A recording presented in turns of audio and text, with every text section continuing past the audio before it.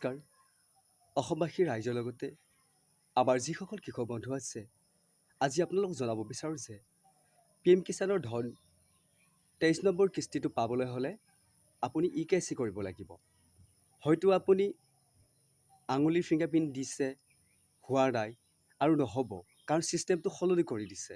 সেইকাৰণে আজি এই ভিডিঅ'টো প্ৰস্তুত কৰিছোঁ, যাতে আপোনালোকে অৱগত কৰাৰ পিছত সকলোখিনি জানে আৰু অতি সোনকালে যাতে ফিংগাৰপ্ৰিণ্ট নিদিয়াকৈ কেনেকুৱা পদ্ধতিৰ দ্বাৰানো EKYC কৰে সেইখিনি বুজি পাই যাতে আজিয়েই জনাজনৰ ওচৰ চাপি আপোনালোকৰ EKYC কামখিনি যাতে সম্পূৰ্ণ কৰে। মন দি শুনিব কথাখিনি। কিন্তু এতিয়া আপুনি মোবাইলত ফটো উঠিব লাগিব আৰু চকুৰ টিপ মাৰিব লাগিব, তেতিয়াহে আপোনাৰ PM কিষাণৰ EKYC সম্পূৰ্ণ হ'ব আৰু সেই 23 নম্বৰ কিস্তি ধন পাবলৈ সক্ষম হ'ব। গতিকে পলম নকৰি আজি আপোনালোকে জনাজনৰ আশ্ৰয় লওক, তেতিয়াহে আপোনালোকৰ EKYC সম্পূৰ্ণ হ'ব। নহ'লে আপুনি বাৰ বাৰ গৈ থাকিলেও আঙুলিৰ ফিংগাৰপ্ৰিণ্ট দিলেও নহ'ব।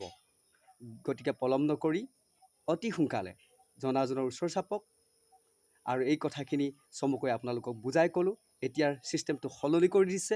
এতিয়া কেৱল মাথো EKYC কৰিব লাগিব চকু টিপ মাৰি মোবাইলৰ পৰাই। যদি ভিডিঅ'টো ভাল লাগে লাইক আৰু কমেণ্ট এটা কৰিব, যাতে আপোনালোকক আকৌ নতুন নতুন বাৰ্তা প্ৰেৰণ কৰিব পাৰোঁ। সেই কামনাৰে, সেই আশাৰে ভগৱানৰ ওচৰত প্ৰাৰ্থনা জনাই আপোনালোকৰ মংগলৰ বাবে বিদায় ল'লোঁ। ধন্যবাদ।